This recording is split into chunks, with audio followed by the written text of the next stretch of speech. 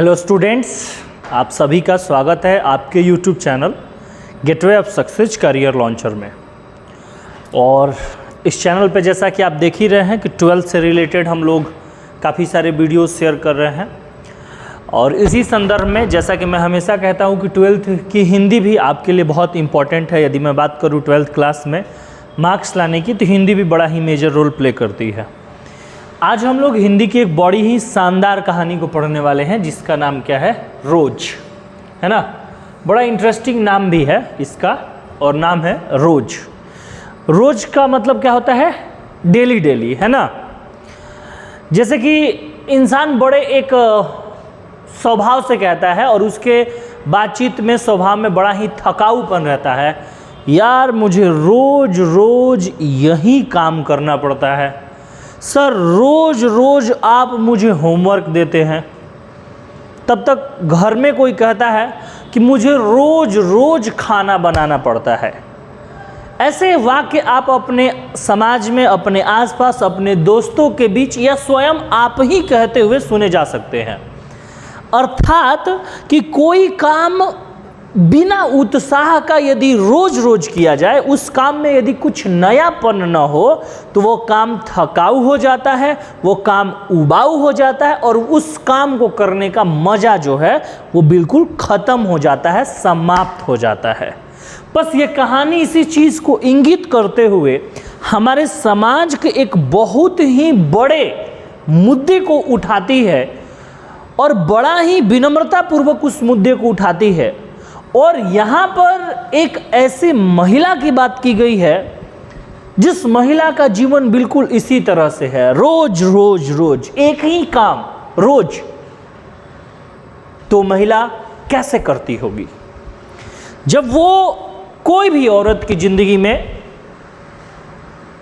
एक ही काम लगातार चलते रहता है तो उसका जीवन उबाऊ हो जाता है। हमारे जीवन में भी वो काम यदि रोज चलता रहे तो हम भी क्या हो जाते हैं, ऊब जाते हैं। लेकिन हमारे जीवन में और क्या कहते हैं कि भारतीय समाज के महिला के जीवन के बीच का मूल अंतर क्या है, कि मूल अंतर यही है कि हमें थोड़ा बाहर घूमने को मिल जाता है, सैर करने को मिल जाता है, दोस्तों से गप्पे लड़ाने को मिल जाता है। और जो औरत एक घर में बंद है और उस घर में उसने अपने 30, 40, 50 साल बस एक ही काम करने में लगा दिए, कभी क्या किसी ने उसके अंतरात्मा में झांक कर देखने की कोशिश की कि उसके जीवन में क्या चल रहा है? नहीं। तो उस औरत की मनोदशा को, मन की पीड़ा को ये कहानी जो है बड़े ही मार्मिक तरीके से और बड़े ही शानदार तरीके से दर्शाती है। आइए इस कहानी को हम लोग आज इसके सारांश के माध्यम से समझेंगे और इसके लेखक के बारे में भी जानेंगे कि किस तरह से ये कहानी जो है हमारे लेखक सच्चिदानंद हीरानंद वात्स्यायन अज्ञेय की एक बड़ी ही फेमस और मार्मिक कहानी बन चुकी है। आइए सबसे पहले इस कहानी के लेखक का नाम जानते हैं, सच्चिदानंद हीरानंद वात्स्यायन अज्ञेय। आगे मैं इस पाठ को शुरू करूं, मैं सारे अपने स्टूडेंट से रिक्वेस्ट करूंगा कि प्लीज़ यदि आप देख रहे हैं तो वीडियो को जरूर लाइक कीजिए और नीचे कमेंट्स जरूर कीजिए कि कैसा लगा इस कहानी का एक्सप्लेनेशन। वीडियो को लास्ट तक देखिएगा, एंड तक देखिएगा और अपने दोस्तों के साथ भी शेयर कीजिएगा, क्योंकि इस कहानी में मैं पूरा हर एंगल से इसमें प्रकाश डालूंगा और आपको दिखाने की कोशिश करूंगा जिस भाव में इस लेखक ने लिखा उसी भाव में कहानी को आप तक सुनाने की कोशिश करूंगा। तो वीडियो को लास्ट तक देखिएगा, दोस्तों के साथ शेयर कीजिएगा और सब्सक्राइब भी जरूर कर लीजिएगा। तो जन्म हुआ है 7 मार्च को 1911 में, 1911 में। निधन जो हुआ इनका 4 अप्रैल 1987 को। जन्म स्थान हीरानंद का था कसेया, कुशीनगर, उत्तर प्रदेश। यदि इनकी स्वभाव की बात की जाए तो क्या कह रहा है कि ये एक एकांत प्रिय और अंतर्मुखी स्वभाव, गंभीर एवं चिंतनशील थे। इनका स्वभाव कैसा था, एकांत प्रिय, ये अकेला रहना पसंद करते थे।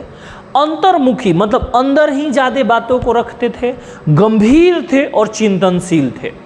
इनको कुछ सम्मान एवं पुरस्कार भी मिला, साहित्य अकादमी पुरस्कार मिला, भारतीय ज्ञानपीठ पुरस्कार मिला और अंतर्राष्ट्रीय स्वर्णमाला पुरस्कार जो है इनके मुख्य पुरस्कारों में सम्मिलित है। यदि हम इनके कृतियों की बात करें कि इन्होंने कौन कौन से महत्वपूर्ण रचनाएं लिखा, तो इनको लेखनी में इतना ज़्यादा जागरूकता था, इनको लेखनी इतना पसंद था कि यह 10 वर्ष की अवस्था में ही इन्होंने कविता लिखना शुरू कर दिया। और लगभग 1924-25 में अंग्रेजी में इन्होंने एक उपन्यास भी लिखा था, है ना। और 1924 में इनकी पहली कहानी जो है वो इलाहाबाद की स्काउट पत्रिका में प्रकाशित हुई, जिस कहानी का नाम था सेवा, है ना। तो ये आपको इनकी कुछ बेसिक डिटेल्स है। आगे कह रहा है कि अज्ञेय जो है हिंदी के आधुनिक साहित्य में एक प्रमुख कवि, कथाकार, विचारक एवं पत्रकार थे। अब कह रहा है कि अज्ञेय हिंदी के कब के लेखक हैं, तो अज्ञेय जो है वो हिंदी के आधुनिक हिंदी साहित्य के वो माने जाते हैं, आधुनिक हिंदी साहित्य के वो कवि माने जाते हैं, कथाकार माने जाते हैं, विचारक माने जाते हैं और साथ में वो पत्रकार भी माने जाते हैं, लेकिन आधुनिक हिंदी के। आगे कह रहा है उनकी शिक्षा की बात कर रहा है, तो उनकी शिक्षा जो है वो मैट्रिक 1925 में उन्होंने किया और बाकी उन्होंने पंजाब विश्वविद्यालय से अपना आगे का पढ़ाई पूरा किया। हिंदी कथा साहित्य में मनोवैज्ञानिक गहराई लाने का श्रेय जैनेन्द्र कुमार तथा अज्ञेय जी को दिया जाता है कि हिंदी कथा साहित्य जो है वो इस प्रकार की बन गई जिसको पढ़ने के बाद मनोदशा हर व्यक्ति का बिल्कुल अजीब सा हो जा रहा है। तो इस प्रकार का श्रेय लेने का जो है वो अज्ञेय जी और जैनेन्द्र कुमार को दिया जाता है। यहाँ पर जो कहानी हम पढ़ने जा रहे हैं बेटा, वो अज्ञेय के द्वारा लिखी गई कहानी है, जिसको सबसे पहले गैगरीन शीर्षक से 1934 में क्या किया गया, इस कहानी को प्रस्तुत किया गया। लेकिन बाद में इस कहानी का नाम बदलकर क्या कर दिया गया, रोज। तो एक बड़ा ही अच्छा ऑब्जेक्टिव क्वेश्चन बन जाएगा कि गैगरीन शीर्षक से, है ना, रोज कहानी को पहले किस शीर्षक से प्रकाशित किया गया, तो उत्तर हो जाएगा गैगरीन शीर्षक से। कब प्रकाशित किया गया, तो 1934 में यह कहानी को गैगरीन शीर्षक से प्रकाशित किया गया था। तो ये था हमारे लेखक के बारे में कुछ बेसिक बातें, हीरानंद, सच्चिदानंद, वात्स्यायन, अज्ञेय के बारे में कुछ बेसिक बातें। अब आइए इस पाठ के सारांश के माध्यम से इस कहानी को पढ़ना शुरू करते हैं, जिस कहानी का नाम है रोज।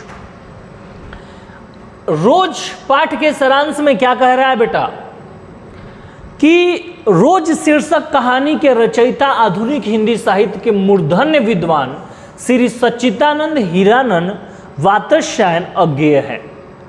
ये एक प्रमुख कथाकार, उपन्यासकार, विचारक, पत्रकार और संवादक है। ये जो है एक प्रमुख कथाकार भी है, उपन्यासकार भी है, विचारक भी है, पत्रकार भी है और संवादक भी है। रोज जो कहानी है वो अज्ञेय की बहुत ही चर्चित कहानी है, इनकी बहुत ही फेमस कहानी है ये। इसमें इस कहानी में मध्य वर्गीय भारतीय समाज के घरेलू स्त्री के जीवन और मनोदशा पर सहानुभूतिपूर्वक विचार किया गया है कि भारतीय समाज का जो मध्य वर्गीय समाज है, उस मध्य वर्गीय समाज में एक स्त्री का जीवन कैसा होता है और बाद में उस स्त्री की मनोदशा क्या हो जाती है, इस बात पे इसमें बड़ा ही गहरे तरीके से विचार किया गया है। कह रहा है कि इस कहानी में मालती नामक एक नारी पात्र है। ध्यान से समझिएगा बेटा, इस कहानी जो रोज कहानी है, उस रोज कहानी की जो मुख्य नायिका है, जो मुख्य पात्र है, उसका नाम क्या है बेटा, मालती। तो वो मालती जो है इस कहानी की मुख्य किरदार है, जो हमारा लेखक है उसके रिश्ते में बहन लगती है, जो हीरानंद सच्चिदानंद की मुंह बोली बहन है। दोनों जो है वो बचपन में साथ साथ पले हैं, बढ़े हैं, दोनों एक साथ रहे हैं। विद्यार्थी जीवन में मालती अत्यंत चंचल और हंसमुख प्रवृत्ति की लड़की थी और उसे पढ़ने से अधिक खेलने में रुचि थी। ये कहानी का स्टार्टिंग पार्ट है और कह रहा है लेखक कि इस कहानी में मालती नाम की एक नारी पात्र है, जो लेखक की मुंहबोली बहन है और दोनों बचपन में साथ साथ पढ़े थे। इतनी धमा चौकड़ी मालती करती थी बचपन में कि सारे मोहल्ले वासी परेशान रहते थे, सारे लोग, है ना। होली के दिन में किसी पर गोबर फेंक देना, है ना, किसी के भी छत से लौके तोड़ के लेते आना, किसी के भी पेड़ से अमरूद तोड़ के लेता है, दमादम उसको पढ़ने में कोई मन नहीं लगता था, है ना। एक बार मालती ऐसे किताब पलट रही थी, है ना, तो उसको बाबूजी ने उसको बोला कि ले लो किताब और इस किताब को 30 दिन में याद कर लेना है। और इत्तेफाक से उस किताब में 30 पन्ने भी थे, तो प्रतिदिन मालती क्या करती कि एक पन्ने को फाड़ देती है ना, और बाकी 30 दिन जब हुए तो उस किताब में एक भी पन्ने नहीं बचे थे। तो जब बाबूजी आके पूछे कि भाई बताओ कि तुमने उस किताब से 30 दिन बाद कितना पढ़ा है, तो उसने बोला बाबूजी किताब ही नहीं रहा तो पढ़ूंगे क्या, अब दे दमादम। बाबूजी ने उसको डीम डीम पीटा बहुत ही ज़बरदस्त तरीके से। वो मालती इतनी खतरनाक लड़की थी जिसके स्वभाव से हर कोई जो था वो बिल्कुल दंग था, है ना। बाद में उस मालती की जो शादी होती है वो एक डॉक्टर से हो जाती है।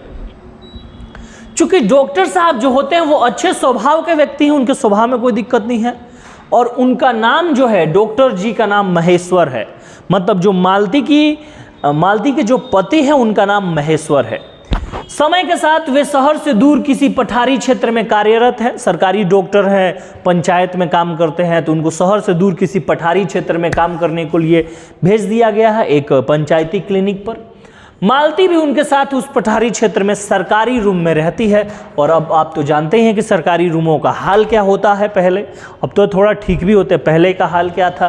तो वो सरकारी रूमों में सुविधाओं के अभाव में मालती रहती है। लेखक जो है वो एक बार मालती से मिलने के लिए आता है। बहुत दिनों बाद लेखक जब मालती से मिलने के लिए पहुंचता है, तो लेखक किताब में जब इस कहानी को डिटेल में पढ़िएगा तो पहले लाइन में लिखता है कि जब दोपहर के उस सुनसान समय में मैंने उस सूने आंगन में अपना पैर रखा, तो मैंने देखा कि जैसे इस घर का वातावरण बिल्कुल बोझिल है और इस घर पे किसी अभिशाप की छाया मंडरा रही है। मतलब घर में कोई हर्षोल्लास नहीं था, कोई रौनक नहीं था, घर का वातावरण बिल्कुल ऐसा था। तो मालती से जब मिलने के लिए आता है तो वो देखता है कि विवाह के बाद मालती जो है वो बिल्कुल क्या हो गई है, बदल गई है। जिस मालती के चेहरे से कभी हंसी जाती नहीं थी, आज क्या हो गया है, आज उस मालती का जो जीवन है वो मशीन तुल्य हो गया है।